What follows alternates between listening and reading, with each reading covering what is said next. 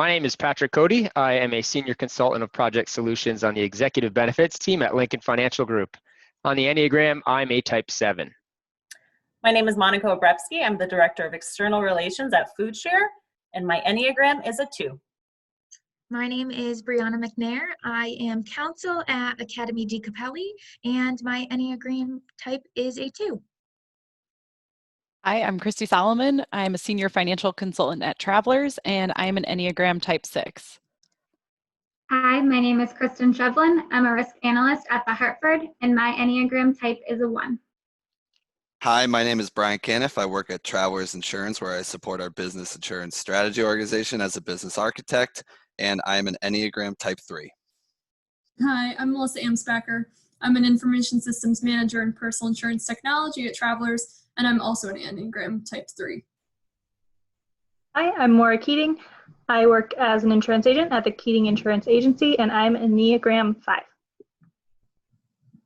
Hey everyone, my name is Dustin Copeland. I'm a supervisor in the grid management department at Eversource, and my Enneagram number is a 1. Hi, I'm Amy Lugo. I'm representing the Junior League of Hartford, and in my professional life, I work as a senior coordinator programming at the Bushnell, and I'm an Enneagram number 3. As you heard during our introductions, our team spans a handful of well-known organizations at Hartford, varying in size and industry. Several of our team members grew up in the greater Hartford area, while others are from out of state. Given our team's broad range of work experiences and background, we all jumped at the idea to work collectively to find ways to attract and retain talent in Hartford. Each of us knows that Hartford has a ton to offer to individuals ranging from college students to career-driven young professionals to families looking to settle down and raise children.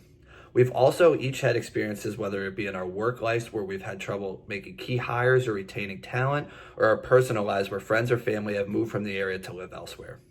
For this reason, we wanted to take on the challenge of finding ways to spread the word about all that Hartford has to offer and attract people to this great city. We ultimately achieved this in the form of a top 10 reasons to live in Hartford article that we published in partnership with LGH. Kristen's now going to talk about some of the people that we networked with over the course of our project that helped make this possible. Thanks, Brian. After deciding that we wanted to write an article, our group reached out to a few individuals for input. We spoke with key players in the area, such as the Hype Chair, who shared several programs and initiatives taking place throughout the city to help make it a better place and to attract individuals. iQuilt, Northside Institutions Neighborhood Alliance, and Riverfront Recapture are just a few examples. The group also met with Julio Concepcion, who works for the Hartford Chamber of Commerce and Metro Hartford Alliance. He voiced his opinion on what he thinks are the problems surrounding our issue and shared some of the ways Hartford was working to combat them. We weaved several of his comments and feedback into the article. Once the article was actually written, we received valuable feedback from Thea Montanez. She helped to condense certain sections and added new topics that were important to the city, such as the drive to be more eco-friendly and innovative. While we were networking, the group also focused a lot on researching, which Amy will talk more about. In addition to meeting with key players, we started the process by researching to see what was already being done in Hartford and what other similar-sized cities were doing to attract and retain talent. For Hartford, we read up on the iQuilt plan and Hartford 400 plan. There are some exciting things planned for the city in terms of development in the coming years. Brian found this great video on the Progressive Company website that highlighted reasons to move to Cleveland, Ohio. We discovered one of the top results when searching online for reasons to move to Hartford was reasons not to move to Hartford. This got us thinking, how can we attract new talent to the city when potential employees are seeing bad press about the area online? We decided we needed to change that by writing an article about the top 10 reasons to move to Hartford. Our first step was to compile a list of our favorite things about the city. We came up with about 30. From there, we divided it into 10 categories. Each person was assigned an area to do further research on.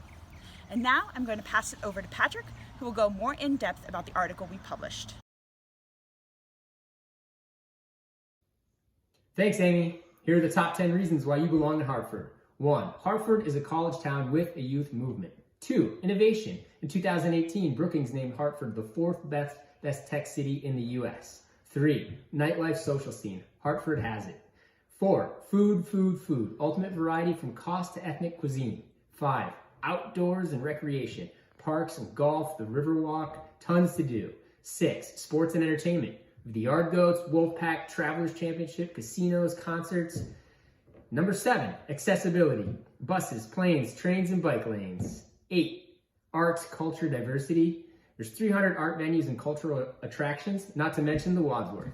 9, eco-friendly. Hartford was ranked among the top 25 in its 2019 City Clean Energy Scorecard. And 10, community. We are a mission-focused community.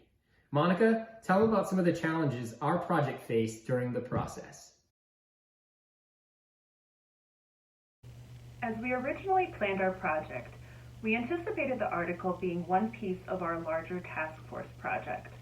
Once the article was published, we planned on sharing it externally with community leaders, colleges, and organizations in Greater Hartford, with the ultimate goal of the article being used as a recruiting tool, as well as a promotional piece for the city of Hartford.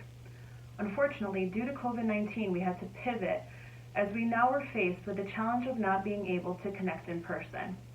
As disappointed as we were, we focused our energy on the completion of the article. Collectively, as a group, we made sure the article was written in a way that would allow it to have a long shelf life so that community members could benefit from it for many years to come. Despite these challenges, a lot went well during our process, which Christy will tell you about now. That's right, Monica. A lot did go well. Logistically, we're all committed to group meetings and dedicated to the project. Despite different schedules, we all made an effort to attend meetings as much as possible. Group members also took on different responsibilities, whether it be scheduling the Zoom meetings or taking the notes or reaching out to various Hartford businesses. This division of responsibilities was super helpful with time management. It's also important to note that everyone was open to and accepting of others' ideas, even when we had different opinions or offered alternatives. In terms of what went well with the article itself, we all have different connections to Hartford. This worked to our advantage when coming up with our list of attractions in the city because we each had different perspectives on what we saw valuable in the city. So overall, things did go well, but now I'm going to turn it over to Melissa to talk about some of the process challenges that we faced.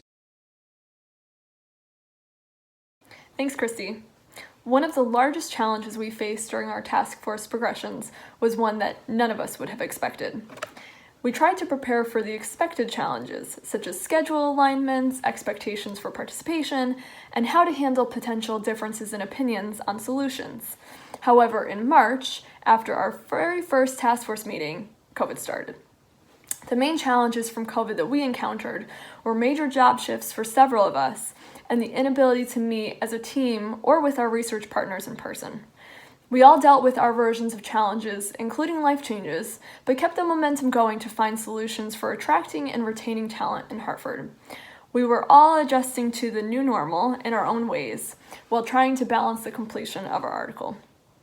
As an outcome, our team prioritized tasks and found virtual methods to network and have valuable conversations. We will continue to build up a team relationship beyond the end of Quest, when eventually we can finally spend some time together in person. Now I will pass it on to Brianna and Dustin to talk about some of the leadership practices displayed by our group. Hi all! Early on in our Quest program, we learned about the Enneagram types.